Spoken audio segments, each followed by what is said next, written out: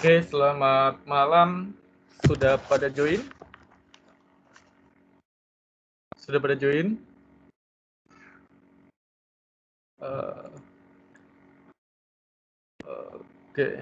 Oke ya, selamat malam. Kita lanjut ke chapter 4.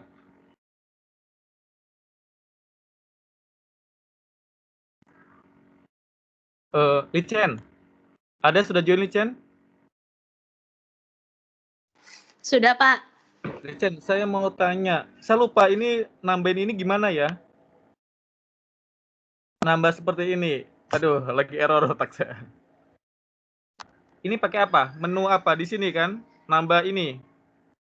Nampak yang saya tandain? Di add an activity or resource, Pak. Apa? Di Resource? situ di bawah. Enggak, di all, Pak, di all. Oh, di bagian terus? bawahnya ada, Pak. Ini? Itu bukan, itu workshop, Pak, bukan. Apa ya? Yang mana? Saya lupa. Yang kemarin bisa, sekarang hari ini lupa mau masukin materi. Aduh. Yang file, yang mana? Pak. Yang file. Di atas, Pak. Ini ya? Ada file, iya. Harusnya bisa File itu. ini kan? Nanti langsung masuk ke situ ya? Harusnya sih masuk langsung situ sih, Pak. Coba kita ya. Chapter 4 PSI.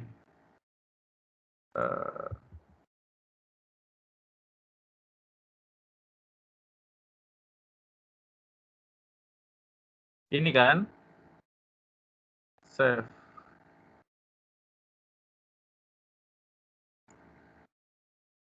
Tak mau?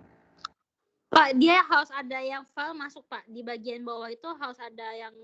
Bapak masukin file atau masukin apa ya, Pak? Itu kan mau buat seperti tadi, kayak punya Pak Agung itu. Kemarin saya buat tapi lupa. Bentar, Pak. Saya buka e-learning-nya dulu. Klik ini ya? Nggak, Bapak mau masukin file doang atau mau kasih notes doang? Note aja. Keterangan. Notes aja, bukan yang itu, Pak. Saya lupa, Pak. Aduh. Bentar, Pak. Saya buka dulu. Seperti ini. Ini. Seperti ini. Kayak kelas di kafe minggu keempat gitu. Oh, Pak, kalau yang itu cuma bisa di bagian atas doang, Pak. Di mana? Kan ini kan ada kelas saya, kelas PSI, ada kelas di kafe kan. Mau nambah satu lagi yang kayak punya Pak Agung. Kemarin saya nambah, tapi sekarang lupa saya. Bapak nambah ini kelas di kafe, mau saya mau buat kelas PSI gitu. Bapak, saya buka dulu. Kemarin saya nambah, Cen, tapi lupa hari ini. Sambil nunggu yang nge-join ya. Yang mananya? Yang ini, Cen. Kayak kelas di kafe. Kan kalau nambah file kan yang kayak tadi. Bisa kan? Mau buat kelas ini di bawah sini. Kemarin saya buat terus, habis itu tadi lupa, blank. Bapak ke paling bawah, Pak. Ada tulisannya add topics. Bukan di situ, Pak. Bukan di situ, Pak. Oh. Tutup dulu, Pak. Tutup dulu. Terus? Bapak ke paling bawah. Scroll paling bawah.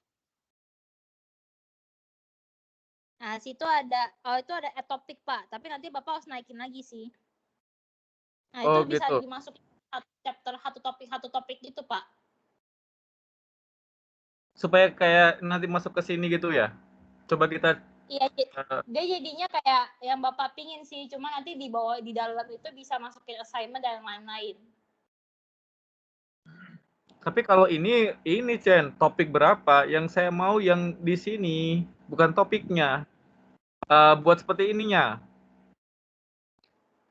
Iya, Pak, pakaian topik itu, tapi diganti namanya. Topik itu diganti, Pak, namanya. Oh gitu ya? Dia itu bukan activity, Pak. Dia topik, Pak. Topik ini kan? Iya, dia topik aja. Nambahin topik aja, Pak. Coba kita tambah ya.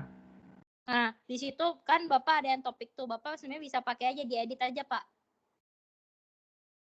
Di paling bawah, Bapak harus geser naik lagi, Pak. Topik Bapak setelah add, Bapak harus tarik topik yang Bapak buat itu ke atas, Pak. Ini contohnya ya. Saya buat nomor 2. Add. Oke. Bukan itu, Pak. Dia bukan topik kedua, Pak. Dia selalu menambah di paling bawah, Pak. Oh itu. Ini ya, 13 ini ya. Tapi enggak lah. 13 tadi sudah Iya, ada. Pak, dia pasti kayak gitu. Hah? Sorry, Pak. 13 tadi udah ada. Yang ini ya? Aja, Pak. Yang 13 aja, Pak. Coba ini aja saya coba. Chapter 4 PSI ya. Oke. Bukan seperti ini, Chen. Kan jadinya seperti ini. Tapi saya maunya yang buat di sininya. Nambah ini aja, kelas di cafe seperti ini. Nambah ini aja. Sabar, Pak. Saya coba dulu. Nampak ini, Chen? Saya coba dulu, Pak. Oke ya. Oke, sorry saya lagi blank. Oke ya. Nanti Chen minta tolong, saya mau masukin materi. Selamat malam. Kita masuk ke chapter 4. Sudah join semua ya? Bagi yang telat nggak apa-apa, nanti lihat rekamannya saja. Kita lanjut ke chapter 4. Chapter 4 ini sudah mulai perhitungan. Nanti saya kasih tugas ya, karena chapter 1, 2, 3 kan saya belum ngasih tugas. Chapter 4 saya kasih tugas, terus di chapter 4 ini kita bahas masih umum ya, tentang probabilitas. Kita lanjut langsung materinya. Oke, ini. Oke, ini ya. Jadi di chapter 4 kita bahas tentang ketidakpastian. Ketidakpastian itu seperti ngantung status ya. Oke, ini disebut juga dengan ketidakpastian. Entah jadi, entah tidak, maju mundur di tengah-tengah, itu salah satunya secara umum apa itu ketidakpastian. Di artificial intelligence ataupun kecerdasan buatan kita yang khususnya PSI, ini salah satu yang biasa kita singgung. Di ketidakpastian ini, fokus kita membahasnya tentang teorema Bayes, atau naive Bayes, itu untuk kelanjutannya. Jadi di sini, utamanya itu kita bahas tentang probabilitas. Apa itu probabilitas, bagaimananya. Oke, jadi di ketidakpastian itu bagaimana kita suatu penalaran ya, adanya penambahan fakta-fakta baru. Jadi ini yang menyebabkan ketidakkonsistenan, ketidakjelasan, atau secara umumnya disebut dengan ketidakpastian, atau bahasa kerennya penalaran non-motonis. Terus di dalam ketidakpastian itu ada beberapa ciri-cirinya. Pertama itu mengandung ketidakpastian, terus adanya perubahan pada pengetahuan. Jadi selalu berubah ya, ada perubahan-perubahan. Terus adanya penambahan fakta baru, ini dapat mengubah konklusi yang sudah terbentuk. Ini, misalnya contohnya, S adalah konklusi dari D. Bisa jadi S tidak dibutuhkan sebagai konklusi D kalau seandainya ada fakta-fakta baru. Oke, contohnya ada A, ada B. Ini disebut dengan ketidakpastian. Di ketidakpastian itu biasanya yang umumnya itu ada probabilitas. Apa itu probabilitas? probabilitas itu bagaimana kita untuk memunculkan peluang. Contohnya mata dadu ya, kita lempar, itu kan ada peluang munculnya 1, 2, 3, 4, 5, 6. Oke, jadi probabilitas itu suatu ukuran tentang kemungkinan suatu peristiwa, eventnya ya, akan terjadi di masa akan datang. Ini secara umum konsep probabilitas. Dan probabilitas itu dapat juga diartikan sebagai harga angka yang menunjukkan berapa sih kemungkinan peristiwa itu terjadi. Oke. Atau akan munculnya. Contohnya kalau dadu dikocok ya, berapa kali. Ini berapa probabilitas munculnya angka 1, angka 3, itu disebut dengan probabilitas. Probabilitas. Ataupun peluang ya, secara umum. Jadi, di probabilitas itu ada 3. Pertama itu ada percobaan. Oke. Percobaan ini bagaimana kita untuk pengamatan atau kita melihat ya terhadap beberapa aktivitas ataupun proses yang memungkinkan timbulnya paling sedikit 2 peristiwa tanpa memperhatikan peristiwa apa sih yang nanti akan terjadi. Oke, ini hal pentingnya. Terus kedua, di dalam probabilitas itu ada hasil. Oke. Jadi hasil itu suatu dari percobaan. Oke. Berarti kalau seandainya contohnya mata dadu ya, kita maunya 1. Kita coba pasti dikocok ya. Kalau nggak munculnya 1 ya 2, 3. Oke, berarti itu disebut dengan percobaan. Dan peristiwa itu adalah kumpulan dari 1 atau lebih hasil yang terjadi pada suatu percobaan. Oke, jadi peristiwa itu contohnya kita buat 5 kali percobaan, dikocok 5 kali ya. Secara umum itu disebut dengan peristiwa. Oke, ini tentang probabilitas. Terus apa sih manfaat kita untuk mengetahui atau tentang belajar probabilitas? Oke, jadi di dalam kehidupan sehari-hari ada membantu kita dalam mengambil suatu keputusan. Oke, jadi probabilitas itu salah satu unsur untuk membantu mengambil keputusan ya, dan serta meramalkan kejadian yang mungkin akan terjadi. Kira-kira apa sih yang akan terjadi? Untuk peramalannya. Jadi untuk analisa kedepannya itu apa? Terus langkah apa yang akan kita lakukan dari data yang sudah kita olah. Oke, ini salah satu apa sih keuntungannya kita belajar probabilitas. Terus ada beberapa fungsinya. Pertama itu salah satu membantu peneliti dalam untuk mengambil keputusan. Jadi keputusannya itu supaya lebih tepat dan cepat. Terus adanya teori probabilitas itu kita dapat menarik kesimpulan secara tepat. Jadi hasilnya itu bisa kita cepat ya dapatnya atas hipotesis yang terkait tentang apa karakteristik di populasi yang kita teliti. Oke. Terus bagaimana kita untuk mengukur derajat ketidakpastian dari analisis sampel hasil penelitian dari suatu populasi. Ini manfaat kita untuk tentang probabilitas atau penggunaan probabilitas. Oke. Terus di dalam probabilitas itu ada 3 pendekatan yang sering kita pakai. Pertama ada disebut dengan pendekatan klasik. Apa itu pendekatan klasik? Jadi di pendekatan klasik ini didasarkan pada sebuah peristiwa, bagaimana kita untuk mempunyai kesempatan untuk terjadinya sama besar. Contohnya istilahnya secara umum itu equality likely. Dan probabilitas itu suatu peristiwa kemudian dinyatakan sebagai suatu rasio. Oke, jadi berapa rasionya? Berapa total kemungkinannya yang akan terjadi? Atau secara umum itu rasio peristiwa terhadap hasil. Jadi dalam pendekatan klasik itu ada rumusnya. Bagaimana probabilitas suatu peristiwa seperti ini ya.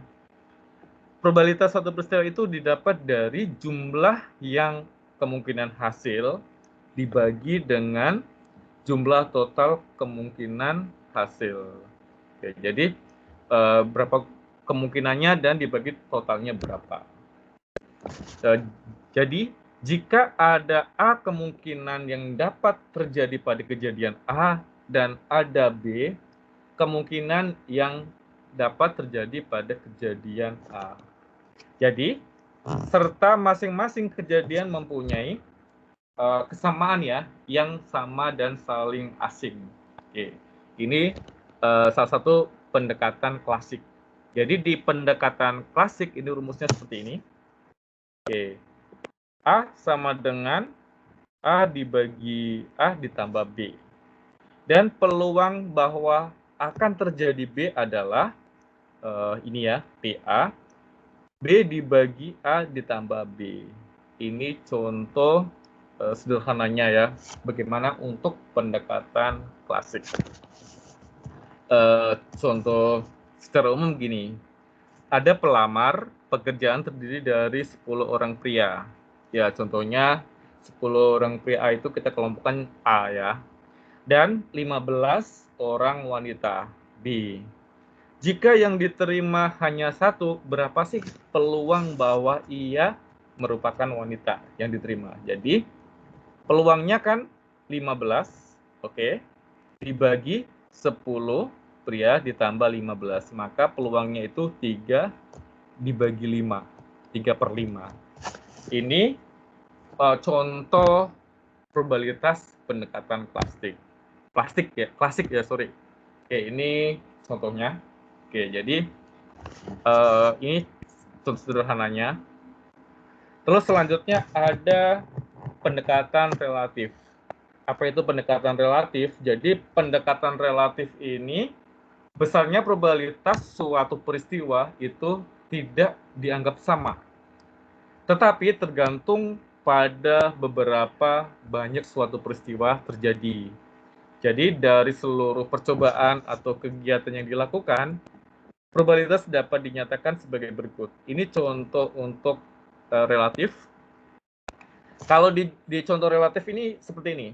Jumlah peristiwa yang terjadi dibagi jumlah total percobaan ataupun kegiatannya berapa.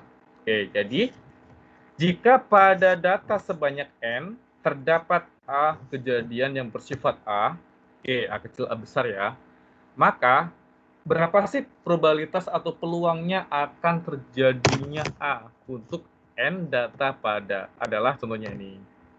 Berarti A dibagi N. Kalau contoh umumnya seperti ini, dari hasil penelitian diketahui bahwa 5 orang karyawan akan terserang flu pada musim dingin. Oke. Apabila lokakarya diadakan di puncak, berapa probabilitas terjadinya satu orang sakit flu dari 400 orang karyawan ya. Jadi kalau rumusnya seperti ini. Kalau yang dalam penelitian itu kan pastinya 5. Berarti 5 dibagi total seluruhnya 400. 5 bagi 400 maka 1/80. Ini contoh pendekatan relatif. Selanjutnya ada disebut dengan pendekatan subjektif. Kalau pendekatan subjektif ini, besarnya suatu probabilitas didasarkan pada penelitian pribadi dan dinyatakan dalam istilahnya derajat kepercayaan ya. Jadi di pendekatan subjektif ini, penilaian subjektif diberikan terlalu sedikit atau tidak ada informasi yang diperoleh dan besarnya keyakinannya. Ini contohnya. Jadi setelah secara tadi dibahas ya, terus ada permasalahan di dalam probabilitas. Permasalahannya itu kita bahas tentang derajat dari selang kepercayaan dalam suatu premis ya, ataupun suatu kesimpulan. Dapat diekspresikan sebagai sebuah probabilitas. Ini permasalahannya. Terus, probabilitas itu adalah peluang terjadinya suatu peristiwa ataupun kejadian ya, tertentu untuk terjadi atau tidak terjadi. Jadi, probabilitas dapat dihitung dengan rumus seperti ini ya. Contohnya PX, jumlah kejadian yang terjadi dan jumlah total kejadian. Ini secara umum rumus probabilitas. Oke, selanjutnya. Di dalam probabilitas itu ada teorema Bayes. Itu adalah salah satu untuk algoritma ketidakpastian. Jadi kalau di probabilitas kan agak bingung, maka ada pengembangannya itu adalah algoritma teorema Bayes. Teorema Bayes nanti turunannya itu ada naive Bayes dan lain-lain. Oke, jadi kita bahas secara umum dulu. Apa itu teorema Bayes? Jadi teorema Bayes merupakan satu metode yang digunakan untuk menghitung ketidakpastian. Jadi yang di sini itu ketidakpastian data ya, menjadi data yang pasti dengan membandingkan antara iya ataupun tidak. Itu teorema Bayes. Terus probabilitas Bayes merupakan salah satu cara untuk mengatasi ketidakpastian data. Jadi dengan menggunakan formula Bayes yang dinyatakan ini rumusnya. Oke. Jadi di rumus teorema Bayes itu P, H, E atau biasa disebut dengan probabilitas hipotesis. Ini ya, probabilitas hipotesis H jika diberikan eviden E. Ini untuk pembacaannya. Terus kalau ini nomor 2 ya, probabilitas munculnya evidence E, oke, jika diketahui hipotesisnya H. Sedangkan untuk ini disebut dengan probabilitas H tanpa mengandung eviden apapun. Sedangkan yang ini probabilitas E untuk evidennya. Ini contohnya. Ini untuk eviden E. Oke, ini rumusnya. Terus di teorema Bayes itu ada kita pendekatannya. Jadi pendekatan Bayesian itu didasarkan pada probabilitas subjektifnya atau probabilitas subjektif disediakan untuk setiap proposisinya. Oke, ini pengantarnya. Contohnya ya, jika E adalah suatu kejadian, contohnya ini, jumlah total dari suatu informasi yang terdapat dalam sistem, maka proporsi P ini memiliki hubungan dengan sebuah nilai yang mempresentasikan probabilitas bahwa P menggambarkan semua kejadian E, atau diturunkan menggunakan inferensi Bayesian. Terus, teorema Bayes menyediakan sebuah cara komputasi probabilitas. Jadi, bagaimana kita untuk penghitungannya dari kejadian-kejadian khusus dari suatu hasil observasi ataupun dari hasil penelitiannya. Terus, jadi dari poin utamanya ini, bukan bagaimana nilai ini diturunkan, tetapi bagaimana kita tahu ya, atau dari mana menginferensi suatu proposisi menjadi suatu nilai tunggal. Oke, ini contoh bagaimana untuk perhitungannya menggunakan teorema Bayes. Oke, ini secara umum ya, ini gampang. Dari 900 karyawan di suatu perusahaan, diketahui 600 bekerja baik dan 300 bekerja tidak baik. Jadi, yang berkinerja baik jumlahnya itu ada 600. Berkinerja tidak baik ini ada 300 karena total seluruhnya 900. Ini 900 karyawan ya. Terus jika 36 berkinerja baik adalah telah mengikuti training dari 12 dan 12 dari yang berkinerja tidak baik adalah telah mengikuti training ataupun pelatihan. Oke, jadi Yang ikut pelatihan yang berkinerja baik itu 36. Yang ikut latihan juga tapi berkinerjanya kerjanya kurang bagus, ada 12. Ini ya. Terus seorang karyawan akan dipilih secara random. Tentukan probabilitas karyawan yang terpilih yang telah mengikuti pelatihan. Jadi kita untuk mengikuti pelatihan. Jadi seperti ini ya. Kan total 600. Otomatis yang tidak ikut pelatihan kan 564. Totalnya 600.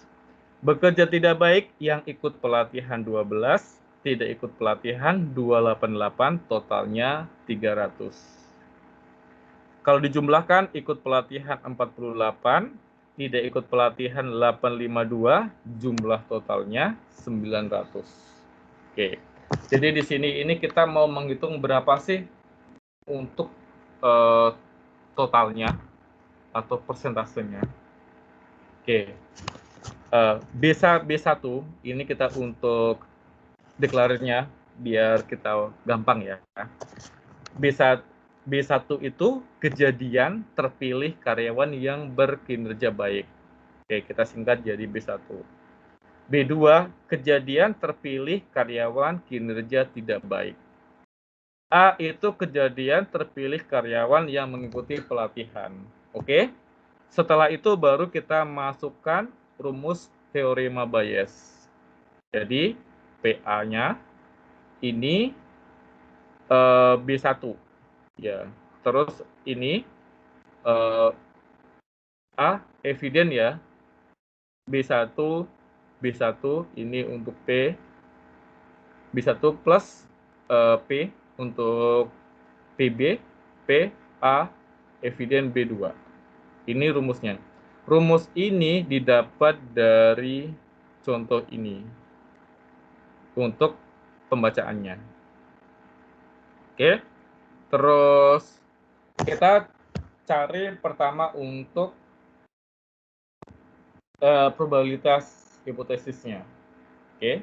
Jadi untuk PB1 itu dari rumusnya ya, 600 dibagi 900.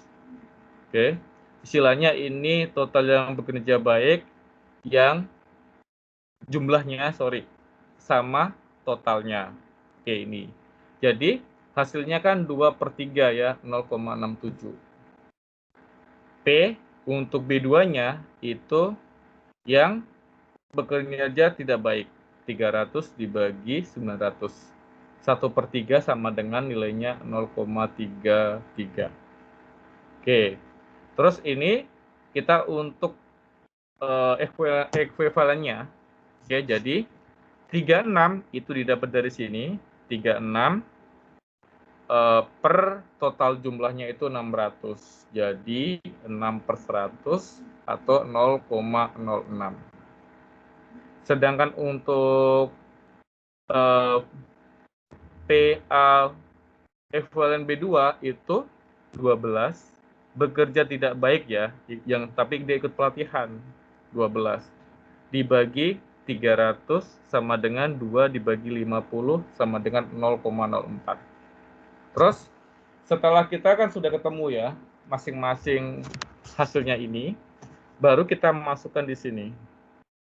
Oke, jadi 0,67 dikali 0,06, oke, ditambah 0,33 dikali 0,04. Terus kita hitung, jadi 0,0402 ditambah 0,0132 sama dengan 0,0534. Jadi ini untuk hasil akhirnya untuk probabilitasnya. Ini menggunakan metode teorema Bayes. Jadi kalau seandainya kita mau pakai naive Bayes itu rumusnya beda lagi. Oke. Teorema Bayes itu istilahnya yang algoritma untuk probabilitas pertama ya. Untuk pengembangannya itu kebanyakan menggunakan naive Bayes. Oke, jadi kita bahas dulu yang istilahnya yang algoritma induknya dulu. Itu teorema bias. Jadi kalau kita pakai machine learning itu naive bias ya untuk penggunaannya. Oke. Ada yang mau ditanyakan? Silakan.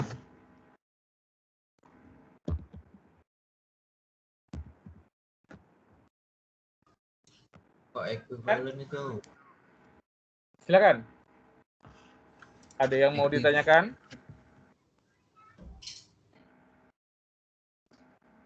Ada yang mau ditanyakan?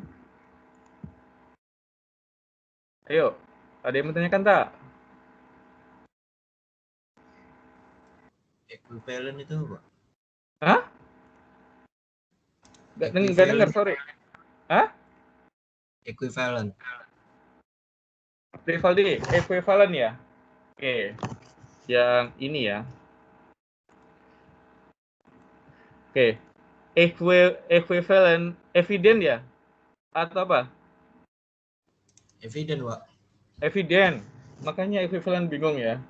Oke. Jadi di evident itu kan ada evident itu berapa sih kira-kira peluang kejadiannya atau peluang terjadinya. Jadi contohnya ini kan ada probabilitas hipotesis H jika diberikan eviden E. Oke, jadi berapa sih ini akan peluang terjadinya atau untuk kejadiannya gitu. Contohnya itu dari totalnya yang bekerja baik 600 per 900. Ini contohnya. Dari 300 per 900.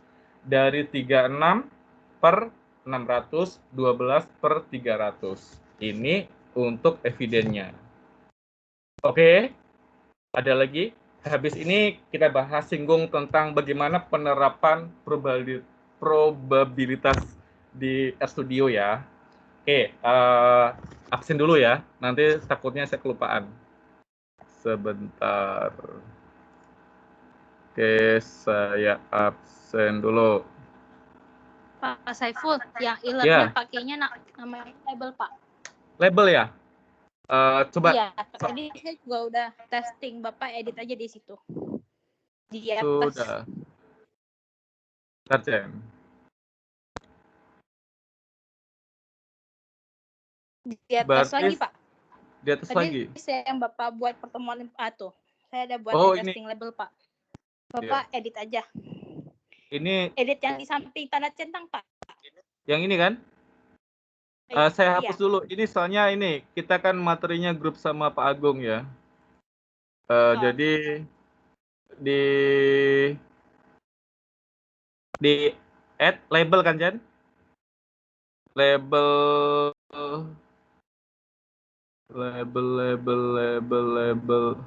ini ya?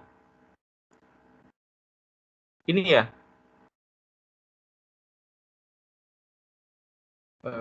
Contoh ya. Chapter 4 PSI. Oke.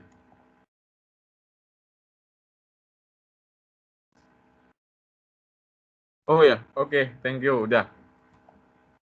Label. Oke. Bentar ya.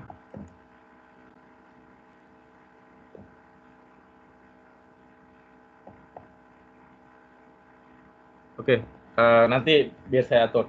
Oke, saya absen dulu. Yusuf hadir?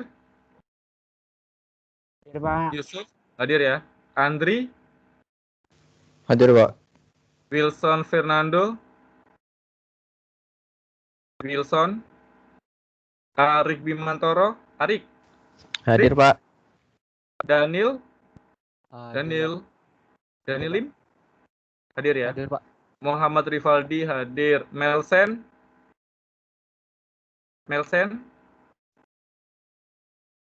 Andri Antoni? Hadir, Pak. Hadir ya. Rio Kusnadi? Ya. Rio Kusnadi? Hadir, Pak. Charlie Aprilianto. Hadir, Pak. Richen hadir. Teddy Fernando hadir. Hadir, Pak. Rosita. Hadir, Pak. Denisa. Hadir, Pak. Andiko.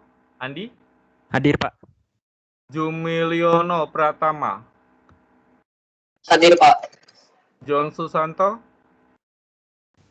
Hadir, Pak. River. Hadir, Pak. Jesse. Hadir, Pak. Lucky. Hadir, Pak. Helvin.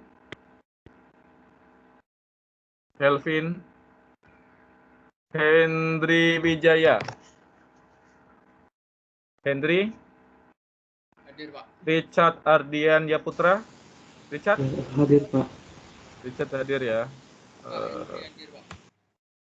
Jody Saputra. Hadir, Pak. Henry Melna. hadir, Pak. Kenapa? Henry suaranya kecil tadi. Hendry hadir ya. Oke. Ada lagi Elvin hadir. Melna. Hadir, Pak. Ardi Sutono. Mel Ferani. Hadir, Pak. Deren. Hadir, Pak. David. Hadir, Pak. Junifer.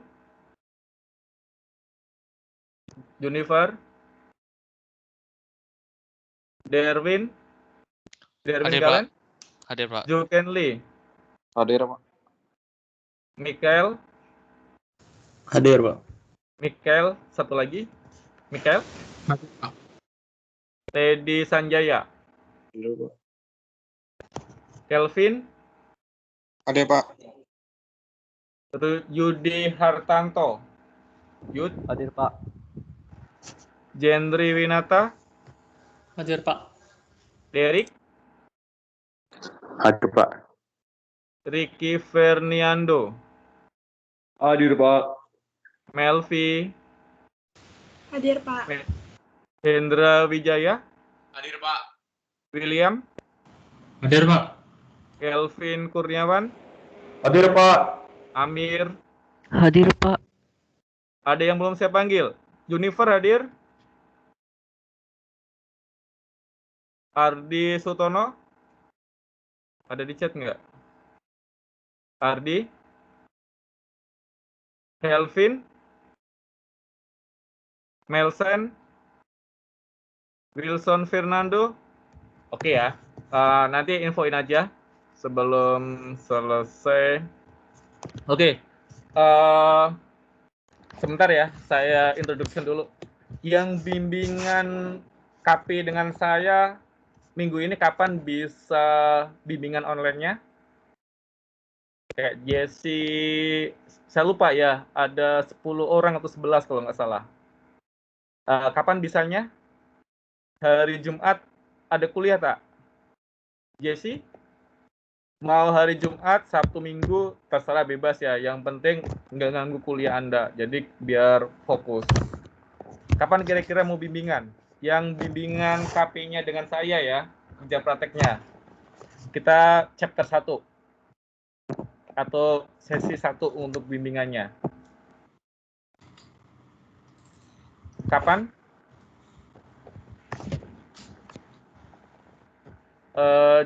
Jesse oke ya. Ya, Wilson hadir. Yang bimbingan dengan saya kapan?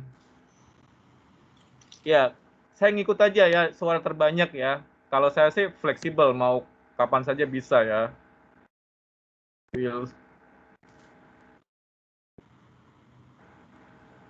Oke, kapan? Ya, mumpung ini ya. Mumpung lagi online. Elvin hadir. Oke, kapan kira-kira yang sama saya? Sebelum kita masuk ke materi satu lagi ya, tentang RStudio.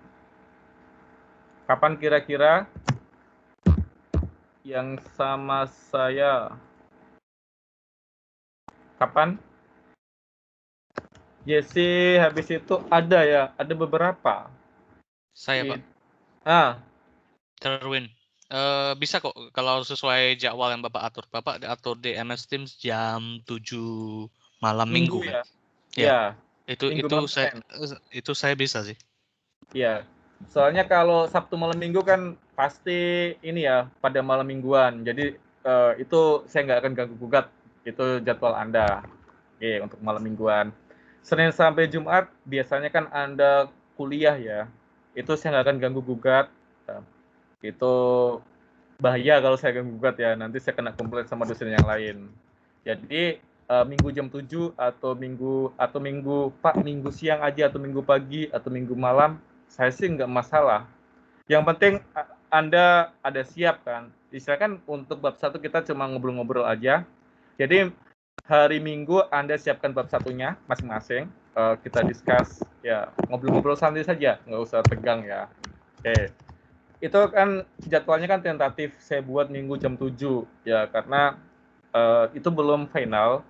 Jadi kalau keputusannya sudah bulat bareng-bareng kan, Pak, siang aja, Pak, pagi aja, atau Pak malam jam 7 atau jam berapa sih, saya is okay, nggak ada masalah ya, karena ya nggak masalah sih. Yang penting saya pengen Anda biar cepat selesai kan, gitu. Daniel, Derwin ya, nggak ada masalah ya. Ya nggak masalah itu. Langsung bab 1 kan nggak masalah, lebih bagus lagi.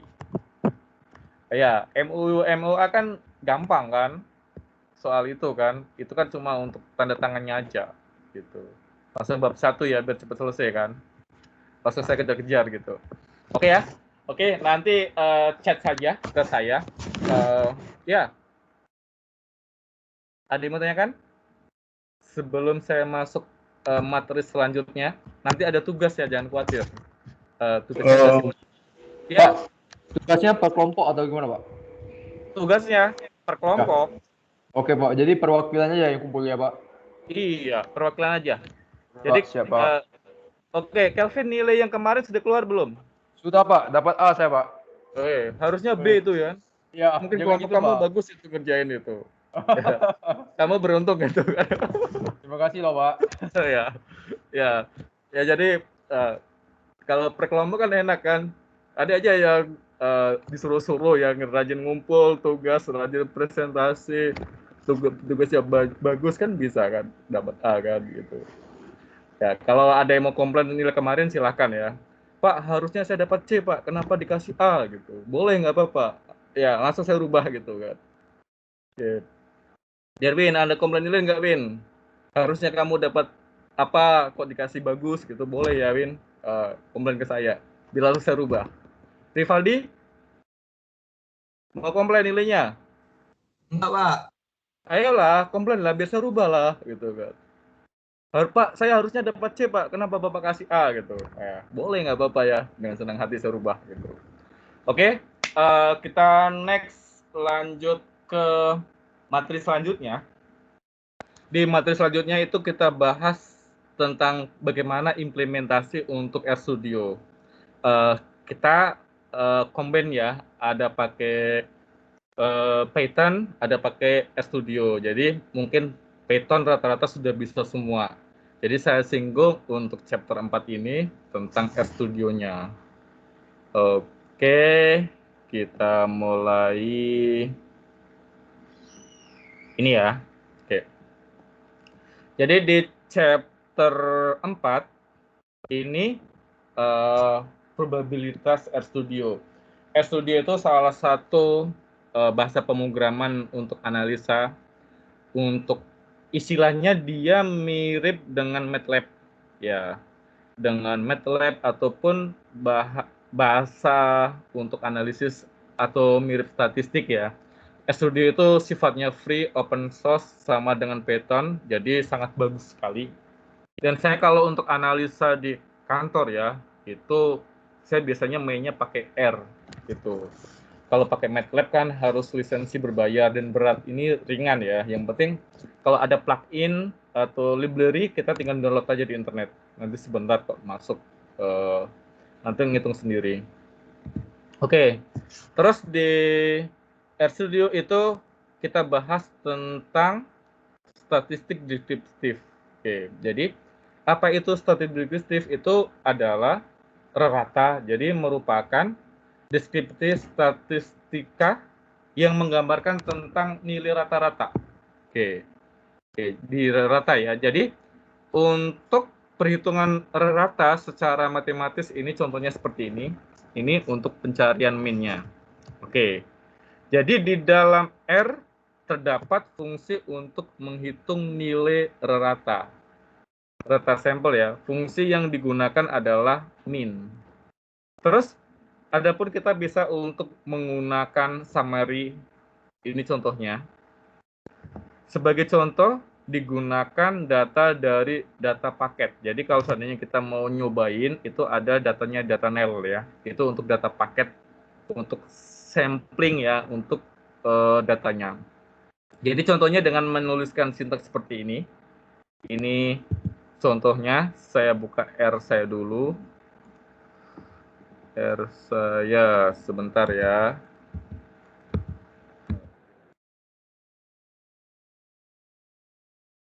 Oke, kita masuk ke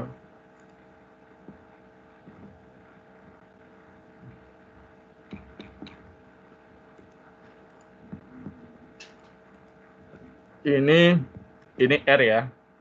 Ini contohnya. Jadi di R ini kita pun untuk membuat chart, membuat grafik itu gampang. Oke, contohnya kita mau masukkan data. Oke, terus kita data nil. Data nil itu untuk istilahnya data dummy-nya. Data dummy untuk munculin datanya. Ini.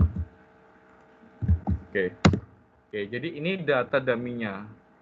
Oke, ini contohnya. Terus kalau seandainya kita mau mencari main-nya, kita tinggal aja ketikkan main, terus kita tadi menggunakan nil, kita ketikkan nil. Jadi untuk nilai main-nya itu 919,35. Oke. Terus kalau seandainya kita mau mencari summary, berarti kita ketikkan aja summary nil. Ini contohnya. Oke, jadi ini disebut dengan statistika deskriptif atau rata. Ini contoh sederhananya. Terus di statistika itu ada bagaimana kita untuk mencari nilai tengahnya. Ini contohnya. Oke. Jadi di sini ini bagaimana kalau kita mencari nilai tengah ataupun median. Jadi untuk perhitungan rata, contohnya kita ada fungsi R ya. Di R itu bagaimana kita untuk mencari nilai tengah, kita tinggal gampang kok ketikkan apa sih isi datanya. Di sini datanya saya akan menggunakan nil. Contohnya untuk data pasting ya. Ini sudah disediakan sama R, itu langsung muncul hasilnya 893,5. Terus ada nilai minimum dan nilai maksimum. Ini tinggal aja kita ketikkan ya, min sama max. Ini untuk pencarian nilai maksimum dan nilai minimum. Terus di L itu bisa kok dilengkapi salah satunya itu untuk visualisasi. Visualisasi itu bagaimana kita untuk menampilkan grafik, bagaimana kita menampilkan map, kontur, dan lain-lainnya. Itu kita menggunakan visualisasi. Ini contohnya. Oke. Jadi, kalau Anda pengen lebih detailnya, Anda bisa lihat di help-nya ya, untuk secara lengkapnya. Oke. Ini contohnya, bagaimana kalau kita mau menampilkan ini, image. Seperti ini contohnya. Oke, terus bagaimana kalau kita mau menampilkan grafik? Kita tinggal ketikkan saja demo ini contohnya.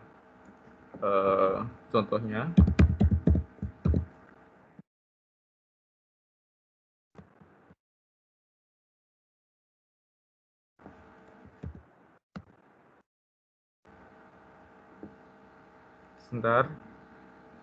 Demo.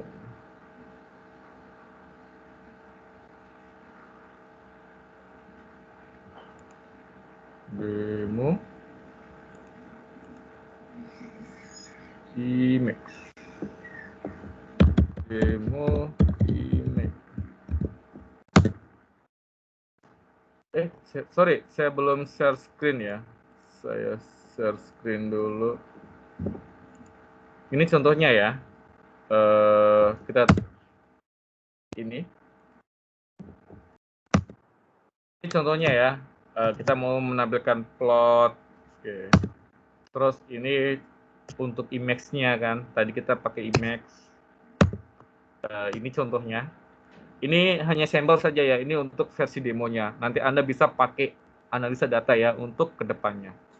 Oke. Ini contohnya. Bagaimana kita untuk menampilkan plot di R.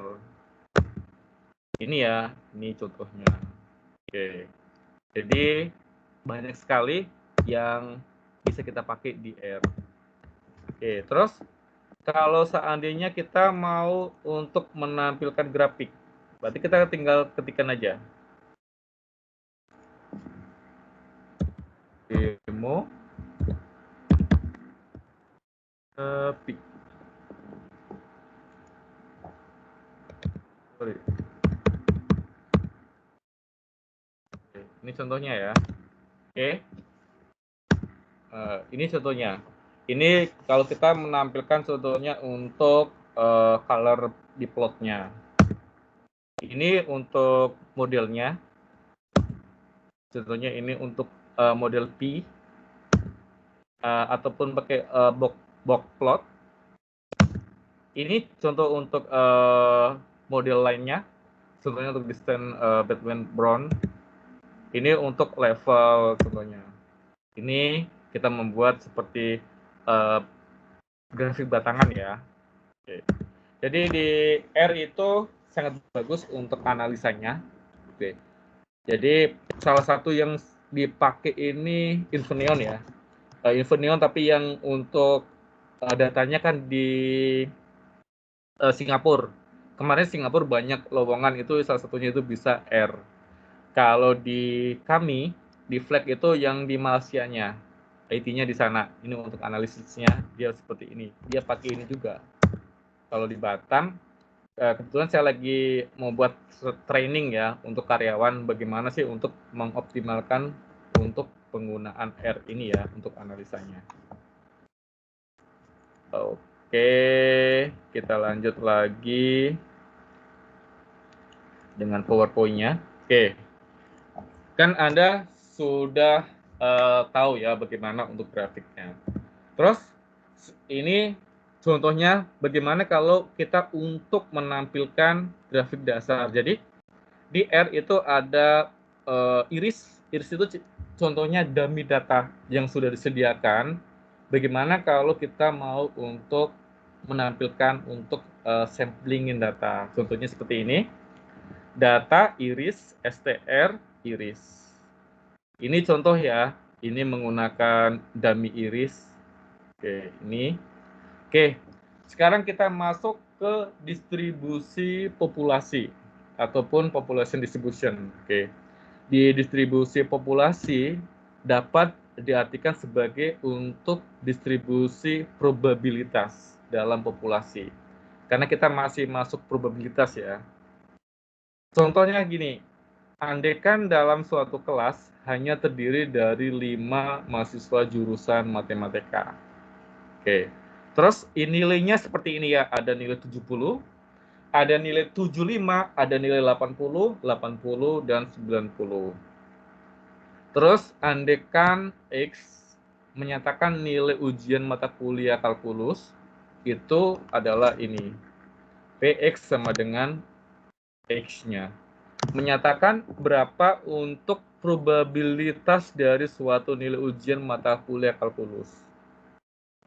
Ini contoh bagaimana untuk perhitungan probabilitas secara manual. Jadi perhitungannya seperti ini. Ini, jadi kalau di R, kita mau masukkan nilainya ada 70, 75, 80, 80, 90. Anda ketikkan X sama dengan C ya, kurung kura buka, Anda kita masukkan 70, 75, 80, 80, 90, kurung tutup. X, maka ini hasilnya. Terus kalau seandainya kita membuat tabel, berarti kita ketik aja ya, tabel X, nanti akan keluar seperti ini tabelnya. Kalau kita mau mencari untuk nilai length-nya, ini seperti ini ya, tabel X length. Ini kita untuk mencari min-nya. Ini bagaimana kalau kita mau menghitung untuk standar deviasi? Ya, standar deviasi X, contohnya ya, dikali SHRT 4/5. Ini adalah untuk perhitungan standar deviasi. Maka hasilnya adalah 6,63. Dalam data 70, 75, 80, 80, 90 itu nilai standar deviasi itu adalah 6,63. Nih. Terus kita contoh latihan sederhana ya. Andaikan diberikan data populasi sebagai berikut. Ada 1, 1, 1, 2, 2, 2, dan seterusnya. Dari data populasi itu, misalnya, akan diambil sampel terdiri dari 2 angka, 3 angka, 4 angka, 5 angka. Oke, ini datanya. Dengan pengambilan sampel, dengan pengambilan data memperhatikan urutan, kita menggunakan R. Berikut akan disajikan secara visual distribusi sampling untuk secara umum. Jadi kalau Anda langsung ketikkan library prop, ini artinya probabilitas ya, itu tidak bisa, Anda harus install paketnya. Anda ketikkan ya, install paket prop. Ini kita masukkan untuk install, nanti dia probabilitasnya akan hitung otomatis. Setelah ini kita install, baru kita panggil library prop. Baru kita masukkan ya, sampel, URN, sampel, contohnya C-nya, itu data yang kita masukkan tadi. Oke, contohnya untuk size-nya itu kita pakai 5. Jadi X1, X2, X3, X4, X5. Ini tergantung dengan kebutuhan ya. Replace-nya true, untuk direct-nya true, terus kita pakai sampel. Jadi bagaimana kita untuk menghitung rata-ratanya atau probabilitasnya? Ini ya, row min-nya, ini kan hasilnya sampel. Rata-rata format, rata-rata digitnya sama dengan 2. Oke, jadi kita mau untuk milih 2-nya. Tabel rata-rata ini hasilnya. Jadi tabel rata-rata dibagi length, rata-rata hasilnya ini. Oke, ini untuk contoh sederhana. Bagaimana sih kita untuk penggunaan probabilitas? Oke ya. Terus ini dari hasil tadi, ini kita bisa untuk membuat bar plot-nya. Bar plot itu semacam grafik ya. Oke, jadi bagaimana sih kita untuk menampilkan bar plot? Bar plot-nya kan dari data ini. Dari tabel perhitungan ini ya, ini aja kita panggil, kita jadiin bar plot. Kita tambahkan aja bar plotnya. Rumusnya ya. Oke. Ini untuk plotnya. Hasilnya seperti ini. Ini contoh sederhana bagaimana kita untuk penerapan probabilitas. Jadi probabilitas sebenarnya banyak sekali ya rumus perhitungannya. Jadi di sini saya hanya istilahnya untuk mereview saja. Oke. Ada yang mau ditanyakan? Silahkan. Soal R. Ada yang mau ditanyakan? Nanti ya materinya saya sharing. Silahkan. Ada yang mau ditanyakan? Oke, kalau tidak ada pertanyaan, saya sharing latihan pertama ya, kan sebelumnya belum pernah saya kasih latihan ya, coba kita latihan, Anda kerjakan. Oke, ini kan contoh contohnya. Oke. Terus ini yang perlu Anda kerjakan. Diketahui data sebagai berikut. Ini dari jurnal penelitian. Ada kode gejala, G1, G2, G3, G4, G5, G6. Ini keterangannya. Oke. Terus ini untuk datanya. P01 itu maksudnya apa? Itu rabun jauh. Yang P02 rabun dekat. Oke. Ini gejalanya. Berarti kalau G1 gejalanya itu sakit kepala. Kalau rabun jauh ada gejalanya, rabun dekat ada gejalanya. Kalau harus mengerlingkan mata untuk melihat dengan jelas, itu hanya di P2, berarti ini gejala untuk rabun dekat. Ciri-cirinya, kalau ini bukan. Oke, jadi ini datanya. Terus, Anda diminta, diminta ini ya, perhitungan manual misalnya, gejala yang dirasakan oleh pasien adalah sakit kepala, G01, mudah lelah, G09, dan pusing saat memandang jauh, G10. Berdasarkan gejala tersebut, maka dapat dihitung, misalkan, jumlah pasien itu 30 orang. Penderita hiperopia ada 8 orang. Sehingga probabilitas terkena hiperopia tanpa mengandung gejala apapun itu 8/30, karena total kita kan 30. Pasien dengan gejala sakit kepala 7 orang, sehingga probabilitas terkena hiperopia dengan gejala sakit kepala itu 7/8. Nih, 0,875. Ini berarti P G01 ekuivalen P01. Sedangkan untuk pasien yang terkena mepopia tanpa memandang gejala apapun itu 6/30. 0,2 ya totalnya. Jika diketahui gejala sakit kepala dapat juga menyebabkan mepopia, maka probabilitas pasien dengan gejala sakit kepala jika menderita mepopia, P sakit kepala ekuivalen mepopia adalah 4/6.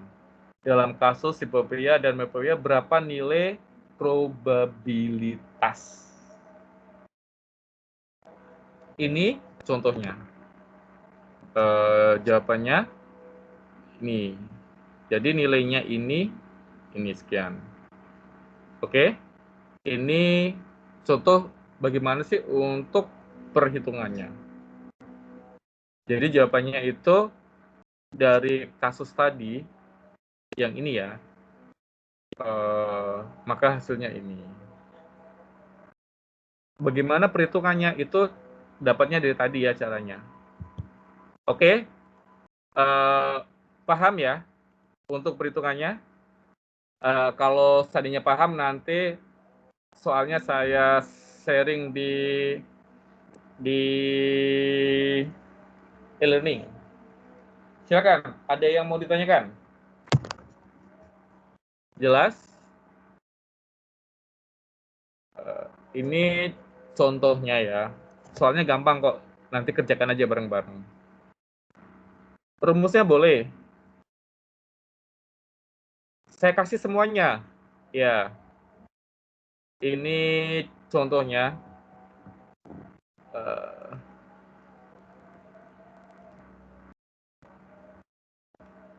Ini Darren, ini ya. Rumusnya sama ini nanti saya masukkan ke e-learning ya. Ininya. Semua saya kasih ke e-learning. Oke, rumusnya. Terus ini bagaimana kalau seandainya kita mau mencari pakai R. Ini ada juga. Nanti saya kasih. Saya sudah diajarin sama Licen ya, sorry. Saya lupa. Harusnya ini saya masukkan dulu baru kita masuk materi ya. Tadi saya di kantor banyak kerjaan ya, pulang-pulang udah blank gitu, udah teler gitu. Oke. Jennifer hadir. Oke. PPT-nya belum ya. Sebentar, habis ini Darwin, saya share semuanya. Junifer.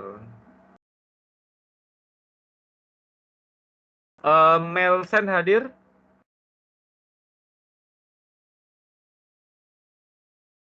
Ardi Sutono? Hadir, Pak. Hadir ya. Junifer hadir. Oke. Ada lagi yang mau tanyakan nggak? Silakan.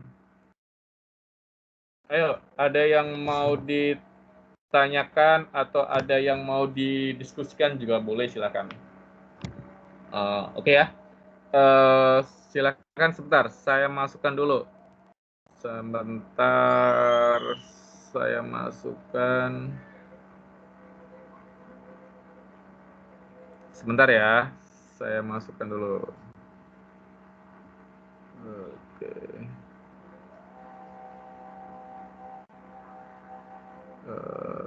File.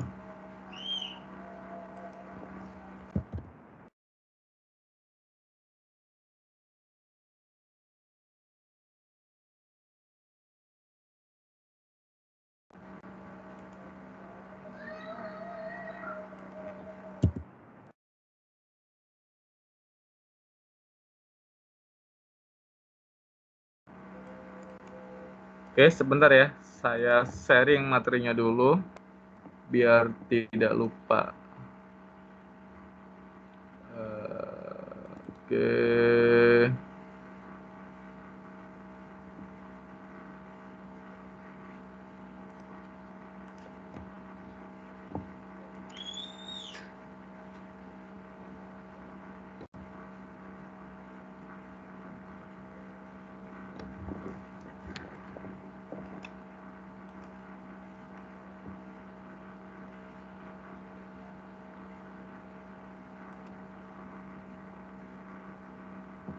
Oke, sebentar saya masukkan lagi ini materi chapter 4 R.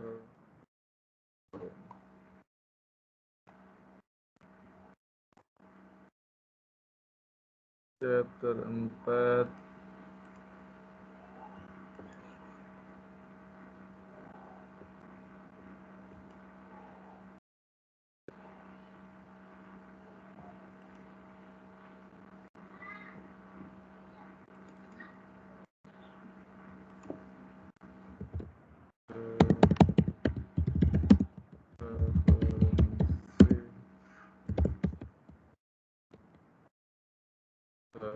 statistik.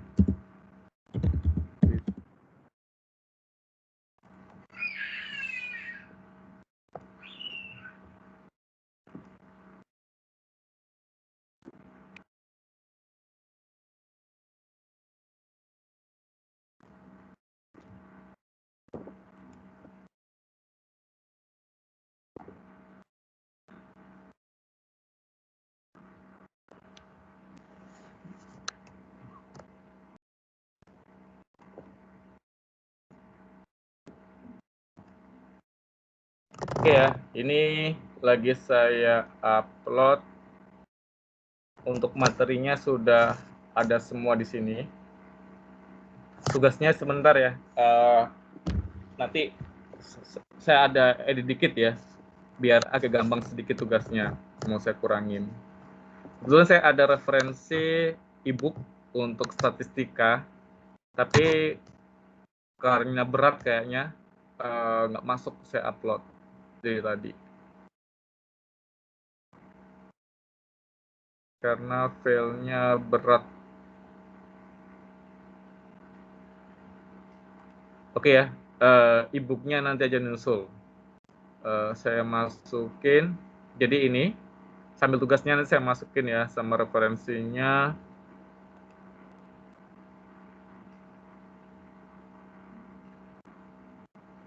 Ini ya, ini untuk referensi pakai R. Bagus ya. Untuk tugasnya lagi saya perbaiki biar gampang, soalnya yang ini agak-agak susah. Oke. Ada yang mau tanyakan, silakan. Ada yang mau tanyakan?